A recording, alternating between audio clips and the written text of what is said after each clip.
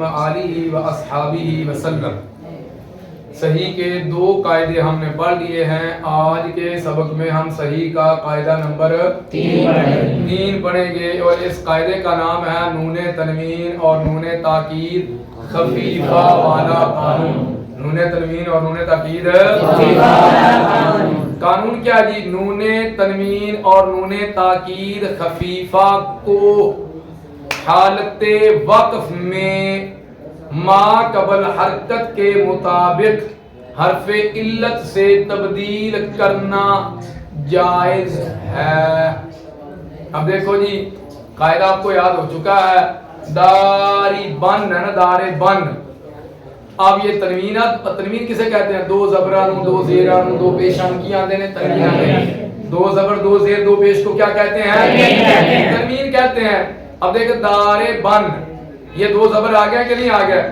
اب اس تنوین کو حالت وقف میں ما قبل حرکت کے مطابق جب ہم حرف علت سے تبدیل کریں گے تو پڑھیں گے داری با، دار با، دار بن سے کیا پڑھ دیں گے؟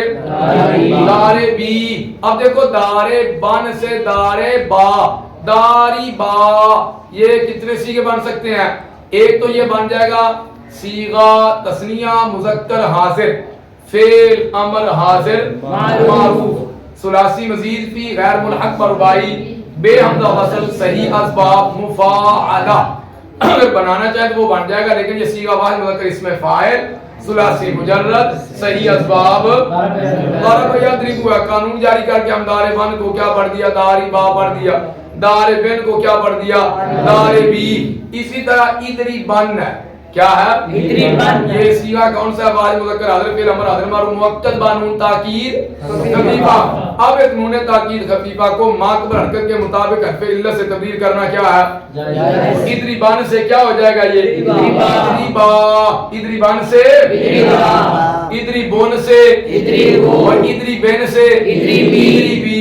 تو ادری با، اب یہ کو پوچھے تو سیغے بھائی، ایک تو یہ ادری با صیغہ تثنیہ مذکر حاضر، تثنیہ مؤنث حاضر، فعل امر حاضر معروف، ثلاثی مجرد، صحیح اسباب ضرب یضرب، اور ایک بن جائے گا واحد مذکر حاضر، فعل امر حاضر معروف، مؤکد با نون تاکید خفیفہ۔ پھر ہم اس کی اصل نکالیں گے ادری بن، ادری با کی اصل کیا نکالیں گے؟ ادری بن۔ تو ہم نے یہ صحیح کا قاعدہ نمبر 3 جو ہے اس کے اندر جوازی طور پہ جاری کر دیا، تو یہ ادری با ہو گیا۔